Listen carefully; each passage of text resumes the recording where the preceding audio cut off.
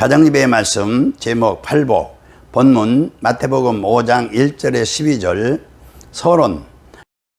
마태복음 5장은 산상수훈이 시작되는 장으로 전체 구성은 설교 형식으로 되어 있는 것입니다. 이 설교는 복음서에 기록된 예수님의 설교 가운데 가장 길고 연속된 것으로 다른 어떤 설교보다 교훈적인 내용을 많이 다룬 것입니다. 곧 본문에는 기독교 교리나 율법에 대해서는 많이 언급되지 않는 반면 실제적인 삶을 통해 지켜야 할 기독교인의 행동 규범이 중점적으로 강조되어 있는 것입니다. 그러므로 독자는 본장을 읽고 묵상할 때 당시 그 산 위에 모인 무리 가운데 속해 있다는 자세를 가지므로 예수님께서 가르치신 실천적인 교훈들을 보다 깊이 깨달을 수 있을 것입니다. 첫째, 3절에 심령이 가난한 자는 어떤 복을 받습니까? 심령이 가난한 자는 복이 나니 천국이 그들 것이며, 4절에 애통하는 자가 받는 복은 무엇입니까? 애통하는 자는 복이 나니 그들이 위로를 받을 것이며, 5절에 온유한 자에게 약속된 복은 무엇입니까? 온유한 자는 복이 나니 그들이 땅을 기업으로 받을 것이며, 6절에 예수님께서 배부를 것을 약속한 사람은 누굽니까? 의에 줄이고 목마른 자는 복이 있나니 그들이 배부를 것이며, 심령이 가난한 자는 자신이 스스로 의롭다고 여기지 않는 자를 가리키는 것입니다. 곧 영적 가난을 자각하게 된 자들입니다. 또한 이런 자들은 자신의 칭의를 위해서 그리스도의 공로만을 의지할 수 있으며, 또한 자신의 성화를 위해 그리스도의 영광과 은혜를 의존할 수 있는 자입니다. 예를 들면 눈물로서 통회하고 긍휼을 부르짖었던 세리의 심령입니다. 이런 사실을 감안해 볼 때 반드시 우리는 심령이 가난해야 하는 것입니다. 왜냐하면 심령이 가난할 때에 하나님의 은혜를 바라고 소망하며 또 그것을 수용할 수 있기 때문인 것입니다. 애통하는 자는 자신의 죄에 대해 참회하는 것을 가리키는 것입니다. 이것은 경건한 슬픔과 동시에 하나님께 속한 근심이며 그리스도를 염두에 두고 죄에 대해 슬퍼하는 자세를 가리키는 것입니다. 한편 하나님께서는 제사를 받으실 때도 상하고 죄를 뉘우치는 심령들이 드리는 것을 연락하신 것입니다. 그러므로 우리는 그분 앞에서 자신의 무가치함을 깨닫고 항상 겸손한 삶을 살아가야 할 것입니다. 애통하는 자들은 위로를 받을 것입니다.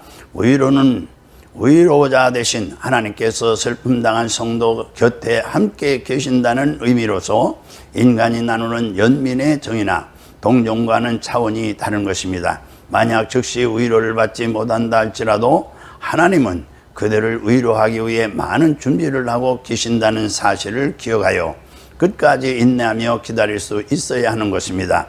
온유한 자는 고요히 자신을 하나님과 그분의 말씀에 맡기며 그분의 지시를 따르고 의도에 응하며 모든 사람에게 온유한 사람입니다. 이처럼 온유란 외면적인 태도보다 마음의 자세를 말하는 것으로 하나님께 대한 절대 순종과 사랑에 대한 선의를 뜻하는 것입니다. 한편 이것은 바로 예수님의 마음이었습니다. 죄인들에 대해서는 한량없는 관용으로 대하시며 멸시와 모독 가운데서도 온유하심으로 우리 죄인들을 맞아주시던 주님에게서 온유한 모범을 찾아볼 수 있는 것입니다. 물론 이것은 비겁이 아니라 참된 용기에 기인하는 것입니다. 결국 인간으로서 온유를 베푸는 일이 힘들지라도 우리들은 온유를 배우지 않으면 안 되는 것입니다. 왜냐하면 온유는 우리의 대스승이 되시는 주님의 인격일 뿐만 아니라 성도들에게 요구되어지는 신앙적 규범이기 때문입니다. 온유한 자는 땅을 기업으로 받을 것입니다. 소유권이 수시로 이전되는 이 세상의 땅이 아니라 하나님께서 우리에게 영원한 기업으로 주신 새 땅, 곧 하늘나라를 의미하는 것입니다. 그리스도가 믿는 자의 의로움이 되므로 의에 줄이고 목마른 자란 그리스도에 줄이고 목마른 사람을 가리키는 것입니다. 그리스도는 우리 영혼의 생명이시요 하늘에서 내려온 참떡입니다. 그는 그의 살은 세상에 비할 데 없는 참된 양식인 것입니다. 또한 그의 피는 참된 음료로서 갈급한 심령을 흡족하게 만족시키는 것입니다. 그분은 우리 영혼을 위해서 줄이시고 우리 구원을 위해 목마르셨으므로 우리도 그리스도를 쫓는 일에 줄이고 목마르지 않으면 안 되는 것입니다.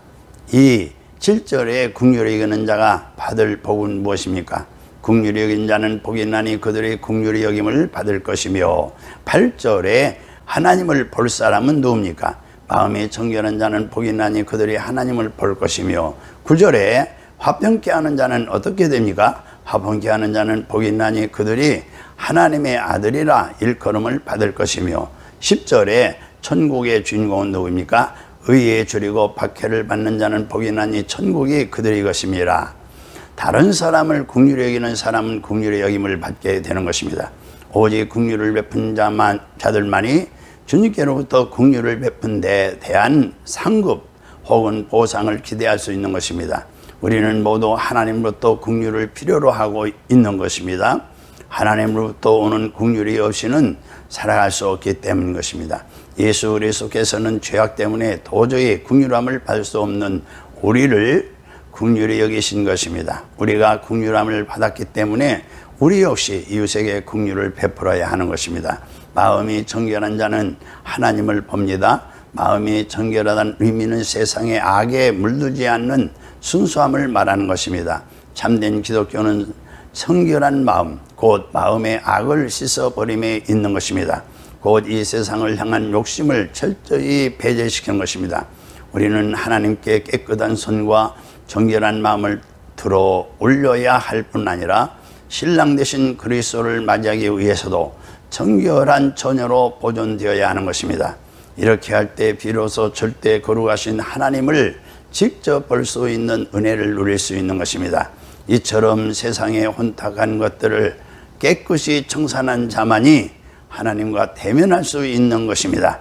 이것이 바로 성도의 특권입니다.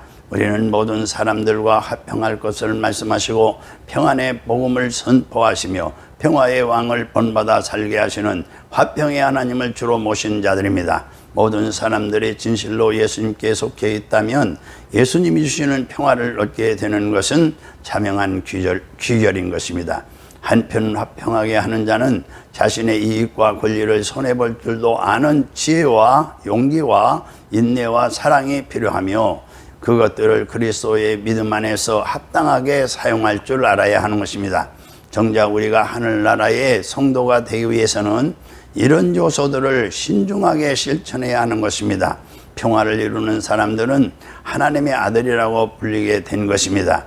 이것은 더할 나위 없는 축복인 것입니다. 그들이 하나님의 아들이라는 칭호를 갖게 된 이유는 하나님의 독생자 예수 그리스도를 본받기 때문인 것입니다. 실로 하나님은 화평의 하나님이시며 하나님의 아들 역시 화평의 왕이십니다. 또한 성령은 화평의 영이십니다.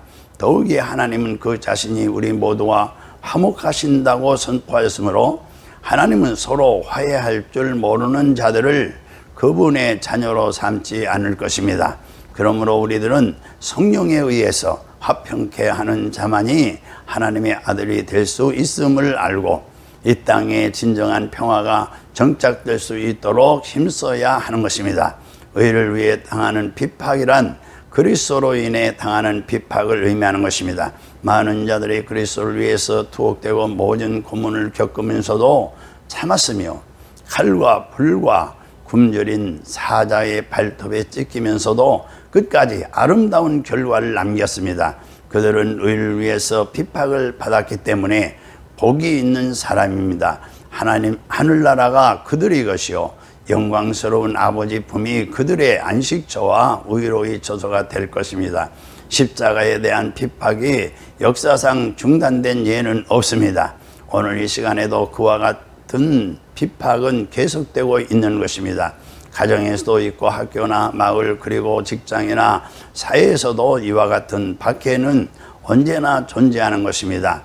그러므로 우리는 그리스도를 믿다가 받는 박해에 대해서 크게 두려워하지 말고 오히려 그리스도의 고난에 동참한다는 사실에 기뻐해야 하는 것입니다.